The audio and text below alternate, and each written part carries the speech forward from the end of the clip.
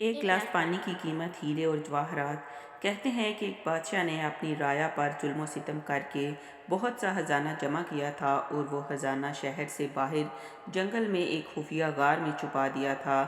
اس خزانے کی دو چابیاں تھیں، ایک بادشاہ کے پاس، دوسری اس کے ایک خاص وزیر کے پاس۔ ان دونوں کے علاوہ کسی کو اس خفیہ خزانے کا پتہ نہیں تھا۔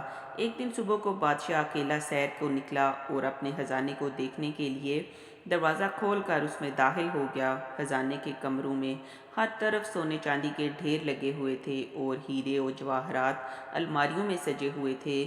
دنیا کے نوادرات کونے کونے میں بکھرے ہوئے تھے۔ وہ ان کو دیکھ کر بہت خوش ہوا۔ اسی دوران وزیر کا اس علاقے سے گزر ہوا۔ اس نے خزانے کا دروازہ کھلا دیکھا تو حیران رہ گیا۔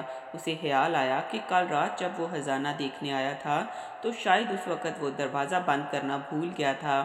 وزیر نے جلدی سے دروازہ بند کر کے باہر سے تالا لگا دیا۔ ادھر بادشاہ جب اپنے دل پسند خزانے کے معائنے سے فارغ ہوا تو واپس دروازے پر آیا، لیکن یہ کیا، دروازہ تو باہر سے بند تھا۔ اس نے زور زور سے دروازہ پیٹنا اور چیخنا شروع کیا، لیکن افسوس اس کی آواز سننے والا وہاں کوئی نہ تھا۔ وہ لوٹ کر پھر اپنے خزانے کی طرف گیا اور ان سے دل بہلانے کی کوشش کی، لیکن بھوک اور پیاس کی شدت نے اسے تڑپانا شروع کیا۔ وہ پھر بھاگ کر دروازے کی طرف آیا، لیکن وہ بدستور بند تھا۔ وہ زور سے چیختا چلاتا رہا، لیکن وہاں اس کی فریاد سننے والا کوئی نہ تھا۔ وہ نڈال ہو کر دروازے کے پاس گر گیا۔ جب بھوک پیاس سے وہ بری طرح تڑپنے لگا تو رینگتا ہوا ہیروں کی تجوری تک گیا۔ اس نے اسے کھول کر بڑے بڑے ہیرے دیکھے جن کی قیمت لاکھوں کی تھی۔ اس نے بڑے خوشامدانہ انداز میں کہا، اے لاکھ پتی ہیرو، مجھے ایک وقت کا کھانا دے دو۔ اسے ایسے لگا جیسے وہ ہیرے زور زور سے اس کی بات پر ہنس رہے ہیں۔ اس نے ان ہیروں کو دیوار پر دے مارا۔ پھر وہ گھسٹتا ہوا موتیوں کے پاس گیا اور ان سے بھیک مانگنے لگا، اے آبدار موتیوں، مجھے ایک گلاس پانی دے دو۔